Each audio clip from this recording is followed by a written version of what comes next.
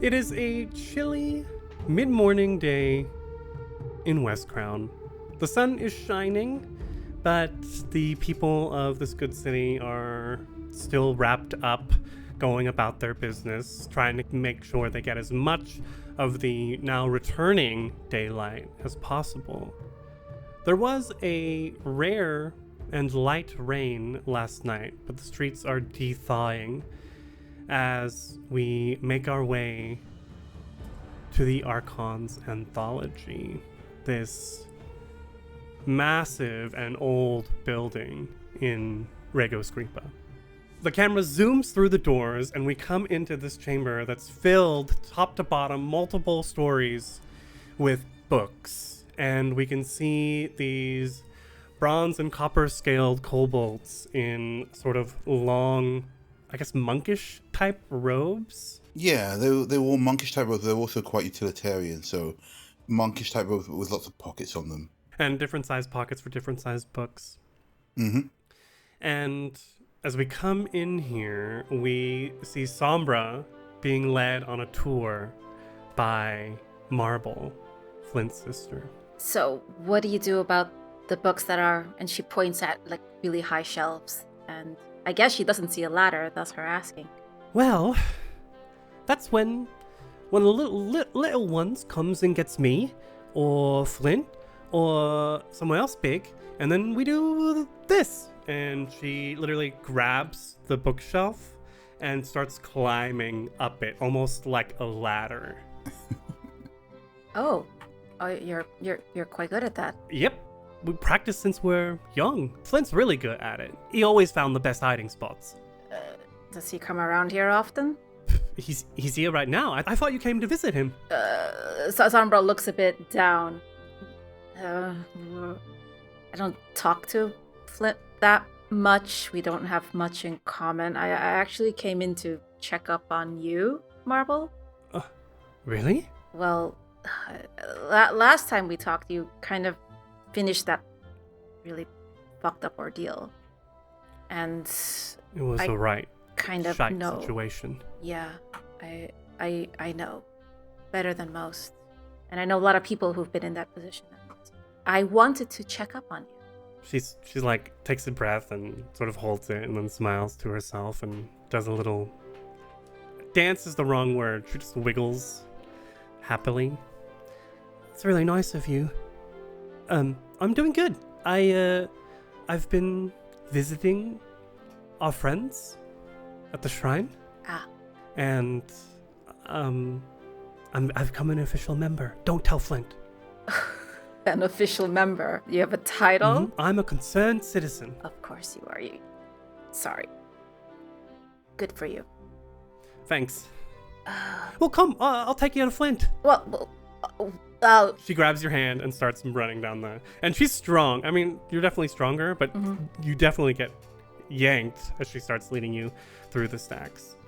Flint, you are coming out of Headmaster Ty's office, where you maybe just wrapped up some sort of tea situation, because he's... I never asked this. Flint, do you sleep here? Do you live here? Or do you have... Flint where do you... does have a space here, but... Like a random shelf somewhere with a bedroll on it?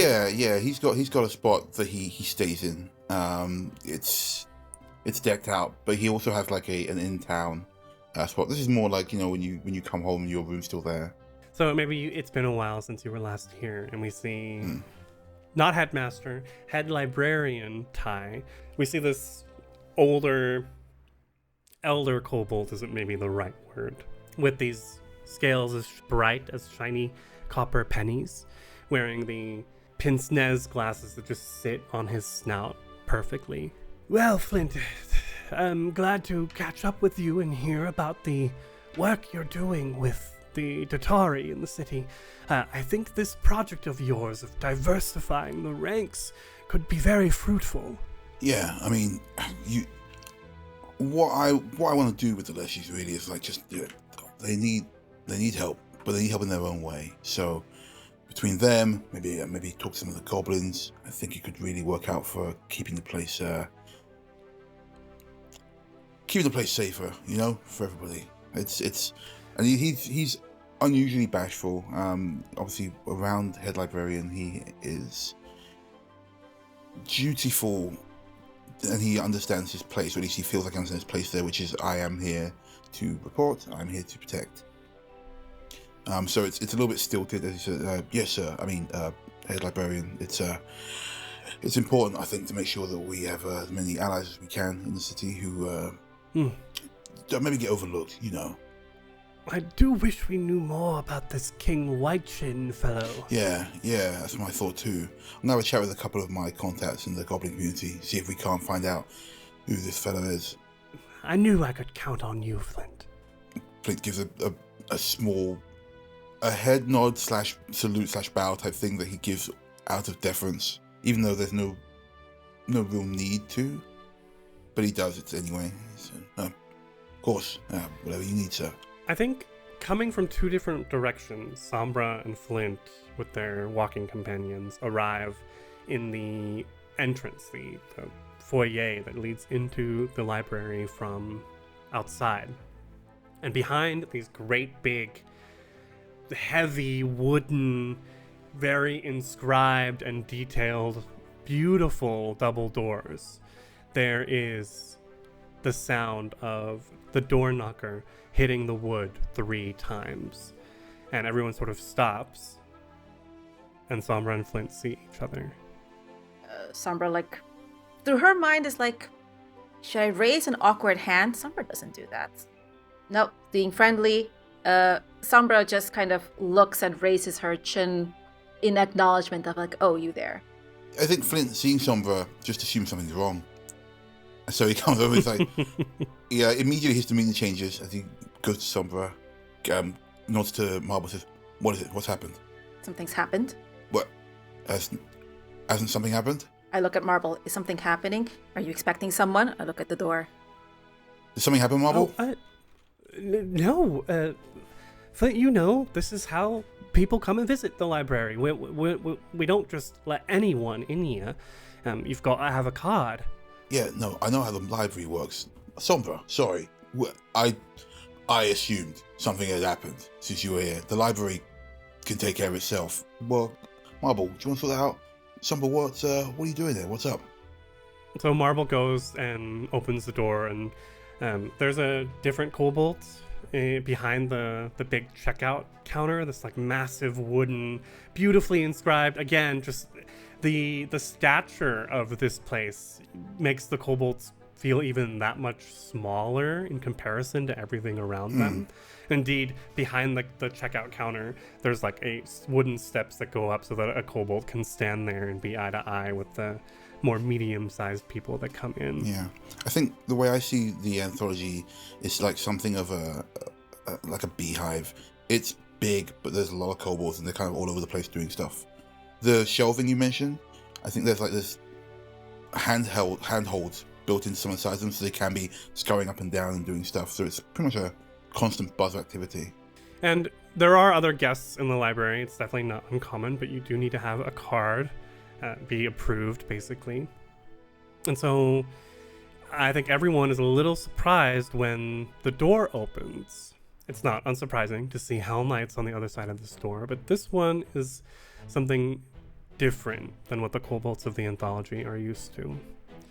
Instead of a typical hulking, wide-shouldered, heavily armored, greatsword wielding, masked figure, we see a short and slight feminine frame, wearing the same uniform of the Order of the Rack, with that circle representing the rack on her chest, as well as very manicured boob windows in this fine and enchanted cloth that goes into a dress. This pale woman with long blonde hair behind her. The only thing we can see on her face are red lips, as she is wearing just the front part of that alien mask they usually wear. Good morning. And Marble says, good morning to you. How are Flint and Sombra reacting? I think Flint is going to let their eyes flick to Sombra, flick to this new person who they don't recognize, I assume. And then they say to Sombra, 1 minute. Be cool. Act like you're reading books. Sombra is half frozen between standing completely shocked still and wanting to drop into a combative stance. I think this is... Sombra has been pretty reckless before jumping into a fight. She's confident and she's usually gung-ho to run in. But I think the emotions of remembering things recently, Sombra is petrified, whether she'd admit it in fear, but in rage, but just petrified. I think as Sombra's, as these emotions are bubbling in Sombra, they suddenly find a book thrust into their arms, a tome about the delights of Cheliaxian dog breeding. And Flint says in a whisper that she can hear, the others can't. Be cool. Just watch. But Marble. I trust Marble. We see Marble, her shoulders kind of go back. Well, good morning to you, miss. What can I do for you? The woman says, yes, you may have recognized my uniform. My name is Signifier Ara Vareni, of yes, the Order of the Rack.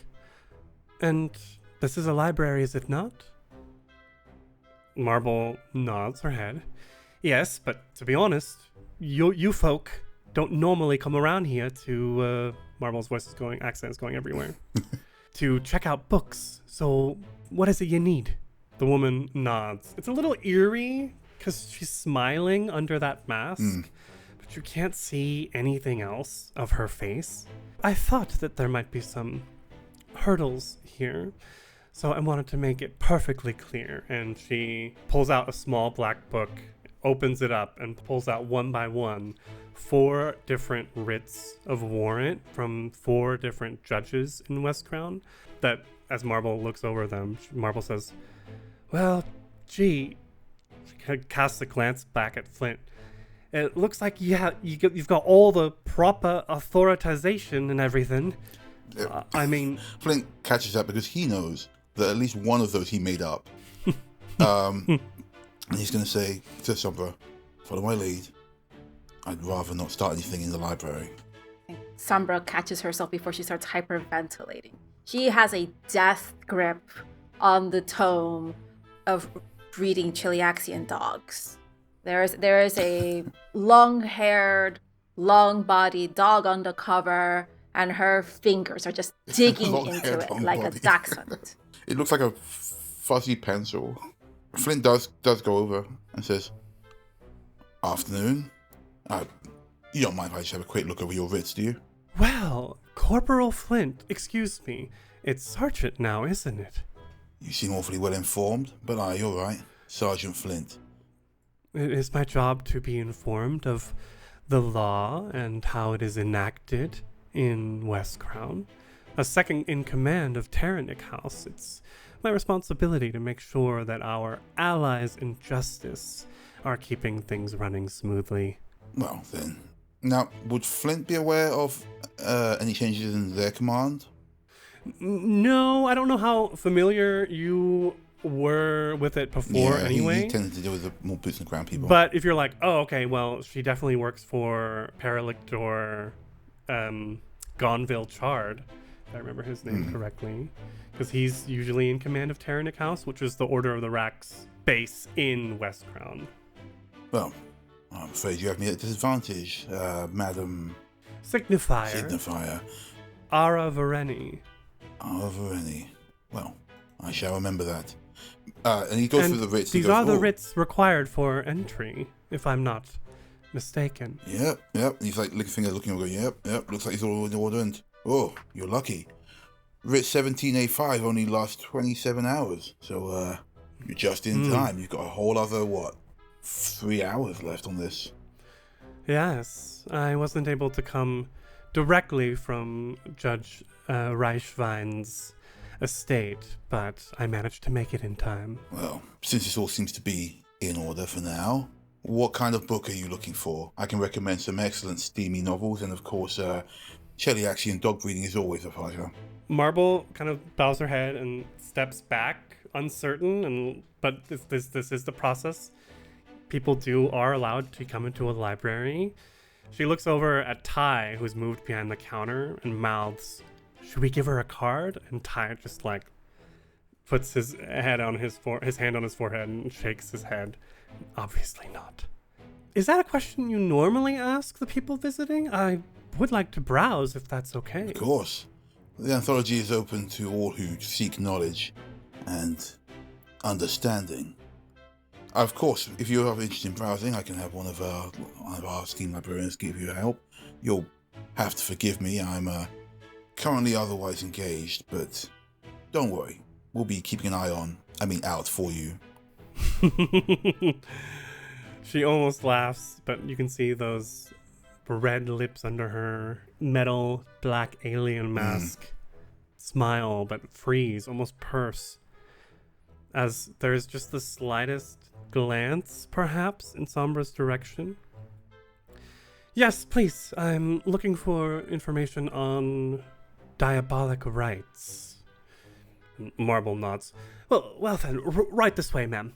And she sort of like begins leading her off deeper into the library. Head librarian Ty sort of grits his teeth and follows after, just in case. Yeah, as he's about to go, Flint looks to the head librarian and says, "That's 2 hours and 55 minutes. He nods. And then steps back to Sombra. Sombra looks down at this godforsaken book and just like...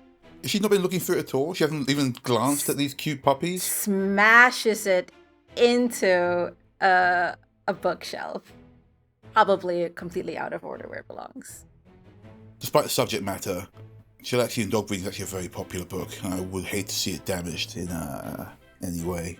Come on, let's walk and talk. Fuck.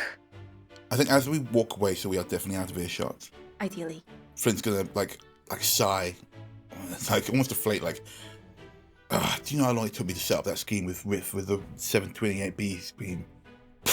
Now that's me going on a new writ. It's gonna be hard to get hold of. All this bollocks. Is that the game? Out bureaucracying each other? Sometimes fighting is more than just fists to faces, knives to backs. That does nothing for the people of West Crown. Not the ones you and I have seen. Sombra, I've been fighting for a long time, and I'll tell you now, diplomacy keeps the library unburnt. Writ 72BA doesn't exist. If you're smart, there are ways around things that don't always necessarily involve punching your way out of them. And I don't mean that in a way to imply that it's not smart to punch. I love a good punch. I've seen you. Great puncher. But sometimes punching just leads to more punching, and then more punching leads to stabbing. Stabbing leads to fires, and fires lead to people getting hurt. It can be safer for people sometimes to play it the smart way. What the heck does having to be smart do with it when people like them just change the rules? When they invent rules? When every logic and structure you think you're playing into, you're playing nice, doesn't matter. Well, and he puts the book on Chillaxian Dog Breeding back, and it's obviously volume 2 of 17, Obviously. so there's plenty of them to go through. He goes, well, I like to think that what I do does matter. And I think if you are some of the people that we helped, that does matter. Sombra, what can I do for you? I didn't really take you as much as a reader. You seem a little at ends with yourself, if you don't mind me saying. I came in to check on Marble. Genuinely. Because... Marble's good, as you can see. She's tough. She's my only other clutch mate from our brood. She's as tough as I am. Tougher sometimes. And honestly, I'm impressed. Maybe a little envious. Yeah, well, don't tell her that. She'll get a big head. I know too many people who've had their lives fucked up by Thrune and by the Hell Knights. And I wanted to check in on Marble from person with that experience to person with that experience. Let her know she's not alone. It's something Nika was trying to... Still, I don't know what it's thinking, but... I do appreciate it, and I know she does as well. Marble spends a lot of her time in the library. It'd be good for her to meet people who have got a more hands-on opinion of things. Sometimes, you have to argue that stuff needs to be changed, and I'm with you. I agree. But sometimes changing things needs a bit of diplomatic push. With these Hell Knights, they come around every now and then. Most of the time, diplomacy keeps them at bay. And when it doesn't, occasionally, something else keeps them at bay. Was it a diplomatic push that involved the Tatari to arrest Ariel? Unfortunately, not all Tatari are as civic-minded as myself. Some of them are just doing what they're doing just to get a paycheck. Some of them are just... And he rolls his eyes and taps the table. There's way too many of those, Flint. I know more of those than I know more of you. How many Tatari do you know exactly, Sombra? No offense, but you're not really the conversational type. No. So I would imagine you don't know many other than myself. I know the Tatari that would enforce warrants against people with different political opinions. And you know Tatari who wouldn't. I know a lot more. Who would stop to help people. I know a lot more Tatari, and I ran from, and I had to bribe, and I had to escape and make deals with, and fight Tatari who would also go after people, enforcing bullshit contracts that rob people of homes and their livelihoods, and those people escaping with everything they had out of the city. Flint nods, somebly, taking it in. And yeah, says, yeah, you're not wrong. There's definitely the good and bad out there. I would say more bad, which is why sometimes good has to be a little bit bad. But I think if you look at the world as always against you and not how you can affect the world, you'll stay jaded. And that only hurts you. I understand that the Tatari are not well looked after. We are, after all, a bunch of bastards. But sometimes you need the right kind of bastard to deal with bigger bastards. Now, I'm doing what I can out here, and part of my rise is seeing the Tatari who really do want to help. I'm trying to make this work, and yeah, it's not easy. And yeah, there are people out there who are being marginalized and victimized, like yourself. People like our friends in the Concerned Citizens Brigade. Miyako, for example. She's just trying to make a living getting by, doing what they do. I like to make sure that she can keep doing that, despite the opinions of some of my contemporaries. Not everyone with an ounce of power is out to hurt people. Many are, I can't deny. But work with those who aren't, you'll find it gets you further than a fist. Sometimes. You drink tea? Sure. Great, hang on. And Flint is going to just jump straight up onto one of these bookshelves they've been walking past, grab onto a handheld and lift himself bodily up into just a cranny, just above you, just above us. You hear a lot of clinking and clanking, and then after a while, he's going to come down again, and he's gingerly holding what looks like it was part of maybe at some point a tea set, but it's chipped and spattered, but it's his. All right, let's sit. How about that? Up there?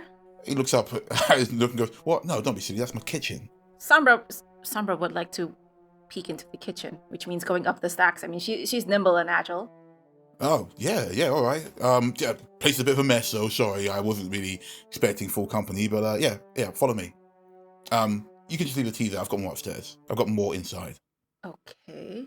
And he, just jumps straight up, grabs a handhold, and hauls himself over into this nook and cranny. Sombra does the same. We see some of the kobolds in the area sort of stop and look and nod, surprised, but also thinking it's cool to see a non-kobold climbing up into the stacks like the rest of them. Yeah, Flint reached out a hand to help her into the this nook. It is just a very squat little kitchenette. There's a lot of table and chairs. You can see that, and forgive me if I'm misremembering, Griffith, but some of the shelves of the Anthology aren't books. Some of them seem to be almost like a warren built into, so that the kobolds can get around easily. So, if you need a book on the 15th floor, that's cool. Some of the shelves have been taken out so that they can easily climb up there to get them. They don't let the younger ones do it. As you come back here, Sombra, you realize that between the stacks, it's almost as if the space in here is bigger Like it's an L space? What? No, I mean, it doesn't. It's K space for kobold space. But yeah, you can see they've spent a lot of time building out pathways back here. It's a little tight quarters for someone as tall as you, but it's well maintained. You see medium-sized Sombra, who's rather lanky in her build, in this space. But she doesn't seem encumbered by the tighter fitting space. Kobolds mostly being smaller sized creatures, things lower to the ground. Sombra actually looks like she's used to sitting in these low seats, furniture at lower stature. She knows exactly how to curl her body and how to sit down tucked in. She moves really easily in these sort of small cramped spaces. Yeah, Flint notices that and he goes, "Can you tell me?" I goes, "Watch your head." Oh. You seem awfully lithe. Honestly, was kind of looking forward to seeing you bump your head. I lived with halflings. Oh. For a long part of my life. Really? Halflings? Yeah. Those people I mentioned. Getting out. Mm-hmm. Halflings. And I think he starts to go ahead. He's walking through with Sombra and he's plucking things off the shelf to make some tea or whatever. Other kobolds are kind of glancing at Sombra because it's super unusual to have a visitor in here, and they're maybe skipping out of the way or whatever as they go past. But Flint pays it no mind. Looky loser free. I know we don't talk a whole lot apart from when we have to, but I'd be interested to know a little bit more about this whole thing. Gotta say, halflings. Oh, you know what? That lass back at the Concerned Citizens. One of your friends? I took jobs from her. Didn't know her too well before the whole thing. Really? You seemed awfully protective, if you don't mind me saying. It's my history with halflings. Or just halflings in general? I saw a lot of them targeted, and I saw a lot of them not being protected by things that were supposed to protect them. Diplomacy didn't work. Fists worked for a while. Until I lost my family doing that too. He goes, well. Here, this is one of my favorite blends. It's herbal. I don't know if you're much of a caffeine, but it's herbal, yeah. Thanks. So, Marvel is comfortable. Brave. Seriously. Around the red assholes. Maybe phrasing there, Sombra. I don't know. The red pieces of shit. All right. And you work with an institution that, at least on paper, takes orders from them. On paper. He sips his tea. Considering what you've told me, that's kind of hard for me to wrap my mind around. Why anyone would voluntarily jump into that. So how do you jump into it? Sombra, I don't work for the Hell Knights. I don't even work for the Asmodeans. I work for the city. And the city is its people. What you said about how nobody helped your family, and the people who were meant to help your family looked the other way or were actively against it. What if they weren't? What if the Zatarii had done what they're supposed to do? That's what I'm doing here. I'm trying to do what I'm supposed to do. What we, as force of the law, the city's law, are supposed to do. I'm here, as cliche as it may sound, to ensure that things are just in the streets. And I appreciate that I'm not necessarily in the majority, but the fact that I am here, and that there are others like me, is a damn sight better than the opposite. I joined the Zatarii because, like you, there wasn't anyone to help. Help with what? Just in general. Those who fall through the cracks, the people who need it. When I was younger, I was, you might not believe it, a bit of rapscallion. I got into some trouble. The Zatarii weren't going to help. Nobody's going to help a kobold. Except one fella. He's a God rest his soul. He was a Zatarii. He went out of his way to make sure that not his orders, not the rack, but that justice was seen to. Helped me a lot. Made me realise that sometimes it does help to have a conversation before you go in, fists and knives and spells and whatever else we do. Honestly, I've got to say, and he looks around conspiracy, our last little adventure, it felt good. It felt good to be actually out there really doing it. I mean, I'm just one kobold. But with a team like you guys, we made a real difference. We dealt with the bastards. And that was done just within the letter of the law. You see what I mean?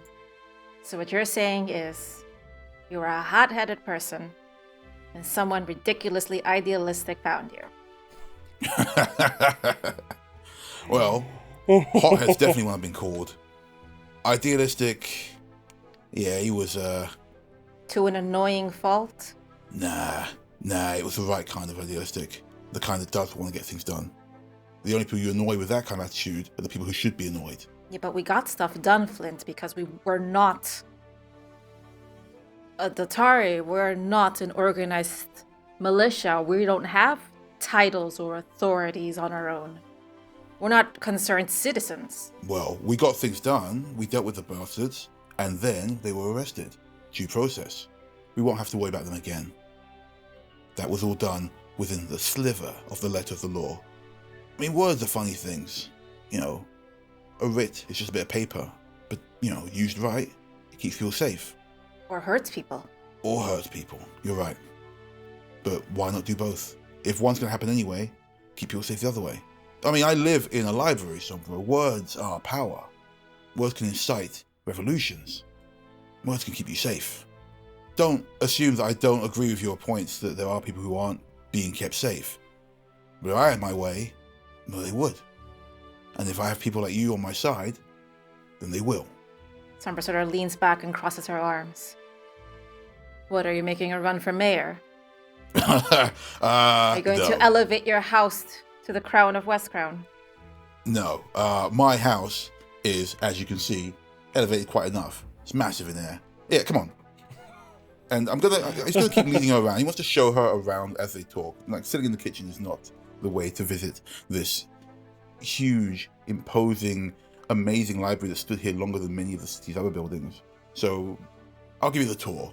I appreciate the tour, Flint, but at a certain point, people like the red asshole, the red piece of shit come in, and their job is to want to burn this place down. Flint holds a hand up and says, look, Sombra, I appreciate your ire, but we don't need to talk like that.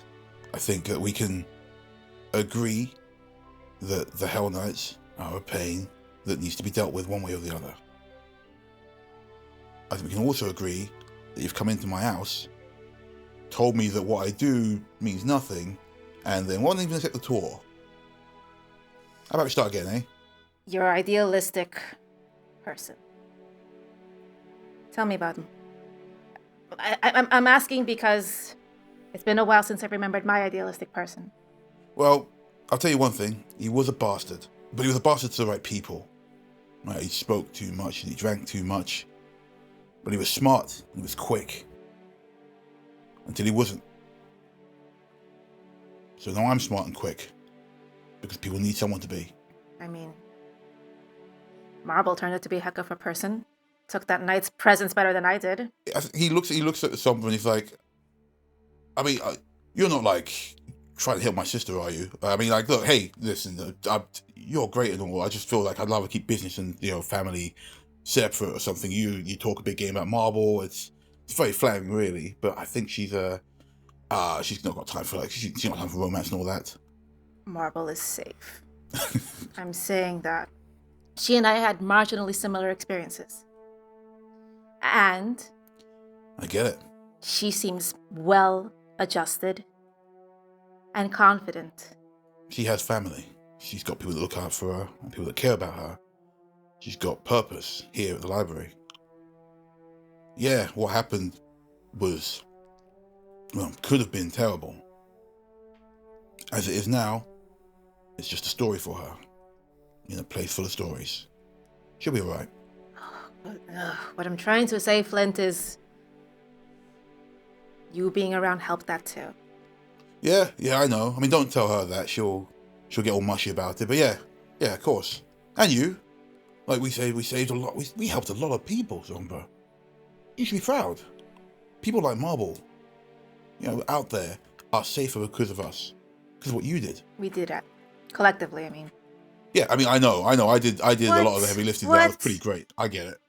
Oh yeah. What, are you kidding me? I took down like 5 of those guys. I was well hard. hard. With my bare fists. Well, I mean, yeah, sure. I mean, what are we on? Like, I mean, if we're counting, Yes, I think because we're I was closest really. to all of them by tactics. I don't know. I mean, like, yeah. Look, check this out. Like, it was like he does a quick couple of like quick nippy punches. He's like, look, bam! It was like that, right? And you were in there like. Yeah, well, like, you go hit once and you hit, bam, bam, bam, bam, and then you that kick thing. That was all right. Actually, I was telling Danwood about it. I think I grabbed Danwood as he's trying to scurry past.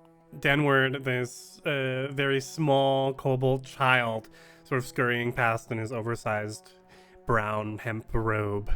Danwood here wants to be a Datari when he grows up, don't you, Danwood? Yep, that's right. Well, Danwood, you might end up having to work with people like Sombra as well. And when you do, you want to make sure that you're definitely getting the most hits in. Sombra, show him one of your moves. Sombra kind of looks at the two of them. Is she here to throw a punch or is she here to like demonstrate? They're both. Considering the space we're in, Sombra sort of ducks down quickly, and with both hands and her one knee down on the ground, she will kick vertically up into the air. So a squat and a kick.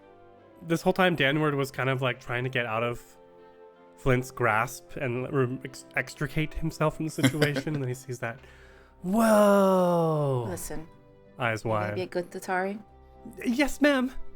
Are you going to look after the people? Mm-hmm. Just like Flint. Just like Flint? Mm-hmm. You better be a good Tatari, because I'm going to check up on you. What she means is that she'd love to come down and teach you some of these moves, wouldn't you, Sombra? Sort of looks incredulously at Flint. Is like, only if you use them for good. Yeah. Yeah. Do you know, I reckon it wouldn't hurt to have some of the young'uns learn a little bit of self-defense. That's not wrong. And since you're used to moving in cramped spaces like here, maybe we could have some kind of exchange. I'll give you a free library membership. You come down here occasionally and show the young'uns a few moves. I don't mind doing it with or without the library membership. Cool. Can we start now then?